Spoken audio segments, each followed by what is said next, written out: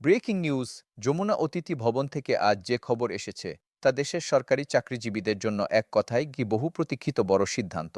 সরকারের সর্বোচ্চ নীতি নির্ধারণী পর্যায়ের বৈঠকে নবম জাতীয় বেতন স্কেল চূড়ান্তভাবে অনুমোদন পেয়েছে এবং একই সঙ্গে প্রকাশ করা হয়েছে তিনটি বড় সুখবর, যেগুলো বাস্তবায়িত হলে সরকারি কর্মচারীদের আয় কাঠামো, পদোন্নতি কাঠামো এবং জীবনযাত্রার চাপ তিন দিকেই বড় পরিবর্তন আসবে।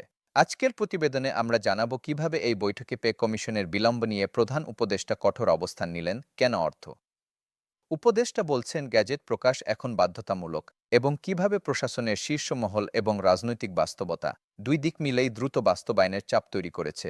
সূত্র জানায়, বৈঠকে প্রধান উপদেষ্টা প্রথমেই কমিশনের দীর্ঘসূত্রতা নিয়ে ক্ষোভ প্রকাশ করেন এবং প্রশ্ন তোলেন কেন এত বিলম্ব, কারণ কমিশন গঠন করা হয়েছিল দ্রুত সমাধানের উদ্দেশ্যে। তার বক্তব্যে মূল কথা ছিল কর্মচারীদের মধ্যে হতাশা ও ক্ষোভ বাড়ছে এবং অন্তর্বর্তীকালীন সরকারের প্রতি এই ক্ষোভ জমে উঠছে, যা কাম্য নয়। তাই তিনি স্পষ্ট নির্দেশনা দেন বেতন স্কেল বাস্তবায়ন করতে হবে এবং গ্যাজেট প্রকাশের কাজের ক্ষেত্রেও নির্ধারিত সময়সীমা মানতেই হবে।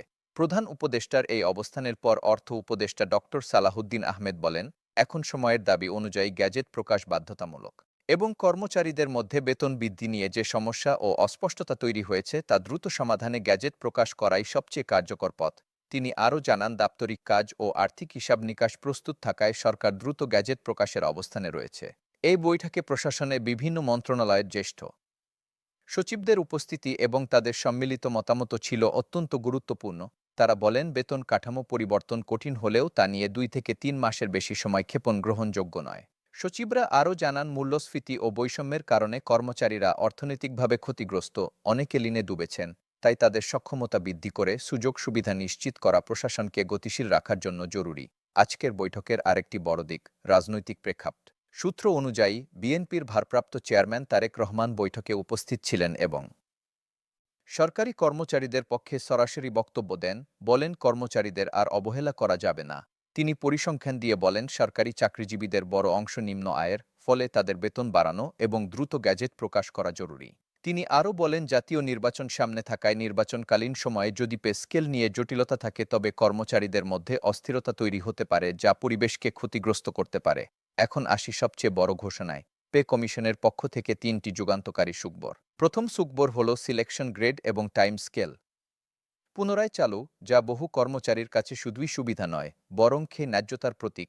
কারণ বেতন বাড়লেও কর্মকর্তাদের আয় কাঠামো অনেক বেশি থাকবে। তাই টাইম স্কেল ও সিলেকশন গ্রেড ছাড়া প্রশাসনে বৈষম্য আরও প্রকট হতে পারে। দ্বিতীয় সুখবর হল গ্রেড সংখ্যা কমানো এবং কাঠামো পুনর্গঠন, যাতে পদোন্নতি দ্রুত হয় এবং দীর্ঘদিনের কাঠামোগত আটকে থাকা অনেক কর্মচারী বাস্তব অগ্রগতির সুযোগ পান। তৃতীয় সুখবর হল বাড়ি ভাড়া এবং চিকিৎসা ভাতায় বড় পরিবর্তন, যাতে শহরের ঘরভাড়া ও চিকিৎসা ব্যয়ের বাস্তবতা বিবেচনায় ভাতাকে নতুনভাবে নির্ধারণ করা হয়। সবশেষে বলা যায়, যমুনা অতিথি ভবনের আজকের সিদ্ধান্ত শুধু বেতন স্কেল অনুমোদন নয়, এটা সরকারি চাকরিজীবীদের দীর্ঘদিনের দাবি আন্দোলনের বড় স্বীকৃতি। এখন সবচেয়ে জরুরি কাজ হল দ্রুত গ্যাজেট প্রকাশ এবং বাস্তবায়ন। কারণ বাস্তবায়ন বিলম্বিত হলে আবার নতুন করে বিভ্রান্তি, অসন্তোষ এবং চাপ তৈরি হতে পারে। বিশ্লেষকদের মতে, সরকার যদি দ্রুত বাস্তবায়নে যায় তাহলে প্রশাসনিক কাঠামো যেমন স্থিতিশীল হবে, তেমনি লাখ লাখ পরিবার আর্থিকভাবে স্বস্তি পাবে এবং কর্মক্ষেত্রে নতুন উদ্দীপনা ফিরে আসবে।